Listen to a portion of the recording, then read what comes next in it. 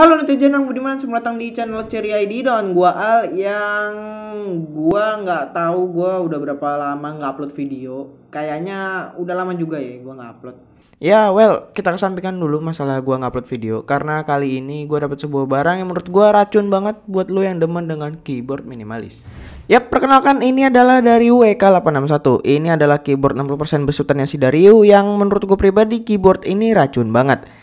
Kenapa? Ya sebelum bahas keyboard ini lebih lanjut, gue mau ngajak kalian buat subscribe dulu ke channel ini agar pastinya kalian gak ketinggalan kalau misalnya gue upload video yang ngebahas hal-hal keren lainnya, misalnya kayak keyboard ini.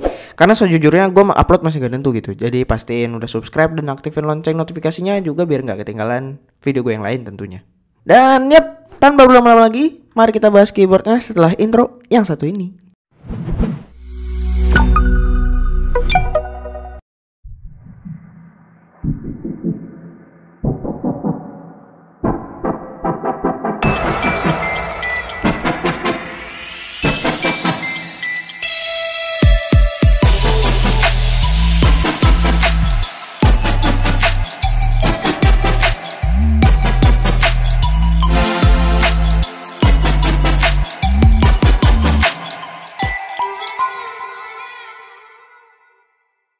Jadi, beberapa waktu lalu gue kedapatan sebuah keyboard mechanical 60% dari Dario dengan seri EK861. First impression gue cukup semangat karena pas baru sampai aja gue liat bentuk kotaknya udah kecil banget. Dan gue dalam hati bilang, wah keyboard 60% nih.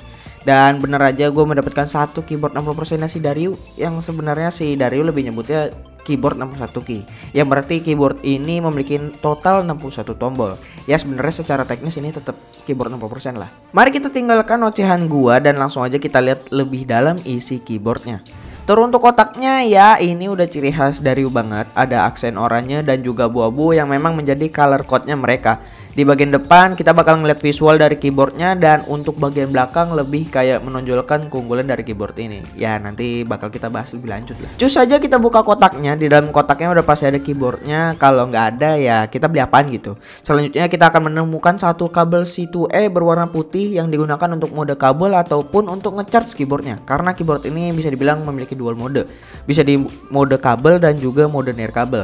Ya nanti akan gue jelasin lebih lanjut. Lalu kita dapat satu buku manual yang menurut gue mending kalian baca dulu karena banyak info yang bisa kalian dapat di keyboard ini. Lalu yang terakhir kita dapat satu keycap puller dan juga keycap pengganti berwarna merah yang menurut gue kenapa merah gitu. Secaranya kayak nggak cocok gitu, kayak kurang cocok aja gitu. Warna hijau dipadukan dengan warna merah ya kurang cocok gitu. Ya itu sih cuma pendapat gue aja.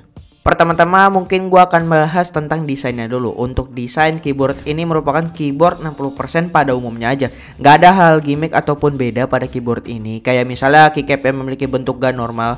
Ya gue pernah lihat sih keyboard compact memiliki keycap yang tergolong gak normal. Nggak bikin pada saat kita ingin ganti keycapnya jadi agak PR karena harus nyari keycap yang sesuai. Dan itu ribet banget, asli. Karena ini keyboard 60% jelas bakal banyak banget tombol yang dipangkas untuk meminimalisir ukurannya. Ya nggak dipangkas sih, lebih dipadatin aja gitu. Makanya buat lo yang emang masih belum biasa pasti bakal bingung banget buat akses tombol yang dihilanginnya itu. Makanya gue saranin lu buat baca buku manualnya karena di situ lu bakal dikasih tahu kombinasi tombol buat mengakses tombol function arrow dan juga yang lainnya. Gue pribadi cukup cepat buat beradaptasi ke keyboard 60% karena di keycapnya dari EK861 tetap mencetak tombol-tombol function yang hilang tadi. Jadi itu sedikit mempermudah gue biar tahu gimana caranya gue mengakses tombol itu. Tapi ya memang hal ini bakal mengurangi kesan clean yang berada pada bagian permukaan keyboardnya. Ya itu jadi sebuah pilihan lah ya. Lalu switch yang digunakan pada keyboard ini kebetulan gue dapat color red. Tersedia pula warna blue, brown dan juga black switch. Tapi kali ini gue dapat yang red. Ya kebanyakan orang yang gue kenal emang bilang kalau switch red itu paling enak buat dipakai sebagai daily use. Tapi sebelumnya gue nggak bisa ngebuktiinnya sampai gue kedapetan keyboard ini. Emang red switch itu asik buat dipakai ngetik-ngetik. Apalagi kalau misalnya udah di lubing gitu. Gue yakin feel dari switch ini bakal enak banget. Dan juga gue bener-bener baru pertama kali megang red switch. Jadi ya gue agak udik aja gitu. Keyboard ini sayangnya tidak hot swap yang bikin mengurangnya opsi mengcustom keyboardnya ini. Ya palingan kita cuman bisa ubah si keycapnya aja. Gua juga agak sayangkan hal ini. Andaikan hot swap mungkin gua akan coba ubah switchnya dan juga keycapnya. Hitung-hitung bisa jadi konten custom keyboard gitu kan. Ya gue juga request ke Dario untuk kedepannya mungkin bisa kasih keyboard yang hot swappable. Karena nggak sedikit juga orang-orang yang pengen mengcustom lagi keyboardnya kayak gua. Lantas buat lo yang penasaran hasil suara switchnya, ini dia ASMR dari keyboard EK861 dengan dibekali Kyle Red. So ini dia ASMR-nya guys.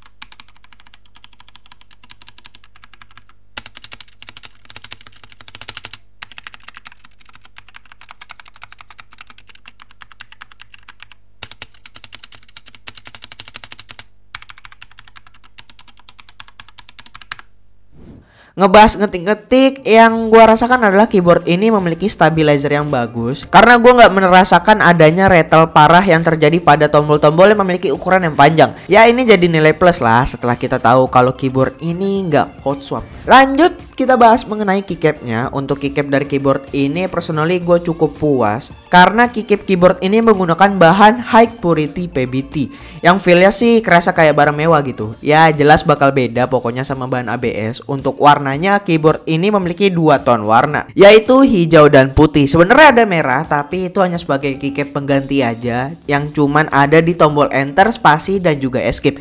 Kenapa merah sih? Ya menurut gue pribadi warna hijau putih udah cakep banget. Terus kenapa dikasih keycap pengganti warna merah gitu? Jadi agak kurang gitu. Ya terlebih lagi keyboard ini dibaluri oleh single LED berwarna ice blue. Jadi feelnya jadi seger aja gitu. Tapi sayangnya untuk keycap kali ini nggak tembus cahaya. Jadi buat lo yang masih gak apal penempatan tombol keyboard, hal ini menjadi sebuah kekurangan yang mungkin aja lo bakal pakai buat ngetik di tempat gelap maupun malam hari. Tapi hal ini bisa aja diatasi dengan cara lo beli keycap lagi aja yang tembus cahaya. Hitung-hitung kalau gak suka dengan warna dari keycap bawaannya masih bisa lo atasi lah.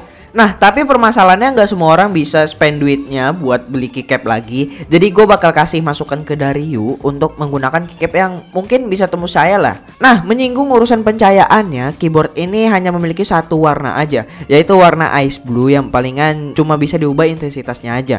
Tapi menurut gua warna yang dipilih Dario udah cocok banget karena yang kayak gue bilang tadi, perpaduan warna hijau putih sama ice blue. Ice blue tuh biru muda ya. Ya warnanya lebih ke biru muda. Ngebikin keyboard ini kelihatan seger gitu.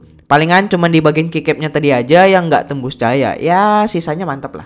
Keyboard ini dikasih sebuah kabel USB Type-C 2A yang punya fungsi sebagai pengisi daya dan juga penghubung di mode kabelnya. Karena emang keyboard ini memiliki dual mode. Untuk urusan konektivitas, keyboard ini juga udah tergolong mantep karena udah menggunakan koneksi Bluetooth 5 yang mana akan terasa lebih stabil dan juga emang seharusnya standar konektivitas peripheral tuh harus berada di Bluetooth 5 gitu.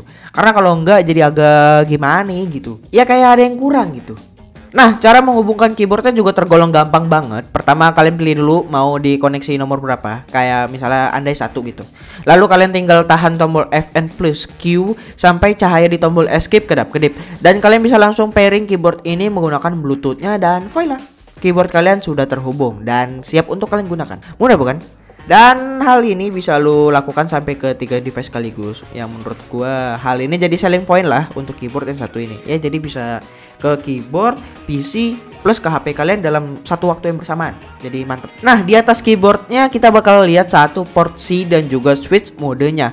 A itu untuk kabel, 1-3 untuk mode wirelessnya. Artinya kita bisa menghubungkan keyboard ini ke 3 device sekaligus. Buat kabel sendiri sih standar aja. Ya standar kabel pada umumnya. Berwarna putih, berbahan karet yang gak kaku-kaku banget. Dan panjangnya juga berada pada ukuran 1,8 meter. Jadi ya standar aja gitu. Buat main game sih gue tetap menyaranin kalian pakai mode kabelnya aja. Karena dari pengalaman gue emang masih ada delay yang terasa untuk mode wirelessnya di game yang bersifat kompetitif.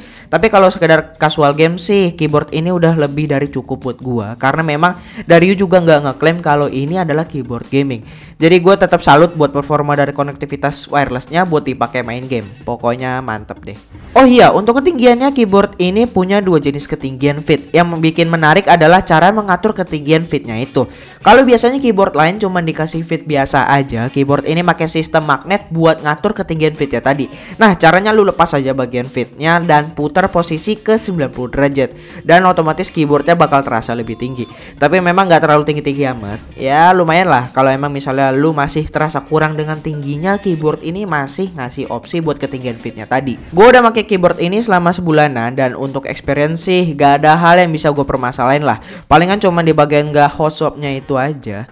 Sisanya keyboard ini udah memenuhi kriteria gue untuk keyboard 60% yang bakal dipakai buat daily use gue. Ya tapi kalau Dario mau ngirim keyboard lagi ya nggak apa-apa gitu, gue akan senang banget. Apalagi yang udah hot swap, itu bakal jadi nilai plus lah. Nah ini dia nih yang kalian tunggu-tunggu, yaitu harganya. Oke, kalian siap? Oke, keyboard ini dijual dengan harga 825 ribuan. Ya emang masih terbilang nggak murah buat kita yang punya dompet kosong, tapi ya setidaknya keyboard ini bisa memenuhi ekspektasi gua untuk beberapa aspeknya. So itu dia sedikit pembahasan singkat dari gue tentang keyboard dual modenya si Dario, yaitu Dario EK861 versi gue. Terima kasih buat kalian yang masih dengerin ocehan gue sampai habis. Dan kesimpulannya adalah ya bisa dibilang ini masih tergolong keyboard sejutaan. Dan menurut gue dengan harga segini, keyboard ini wajib banget buat kalian pertimbangin. Terlebih lagi banyak juga keyboard dengan harga mirip tapi masih terkesan biasa aja. Tapi untuk keyboard ini udah cukup memberi ekspektasi yang baik lah buat gue. Jika kalian suka dengan konten seperti tadi, klik tombol subscribe di bawah dan klik juga tombol loncengnya agar gak ketinggalan video menarik lainnya dari Cherry ID.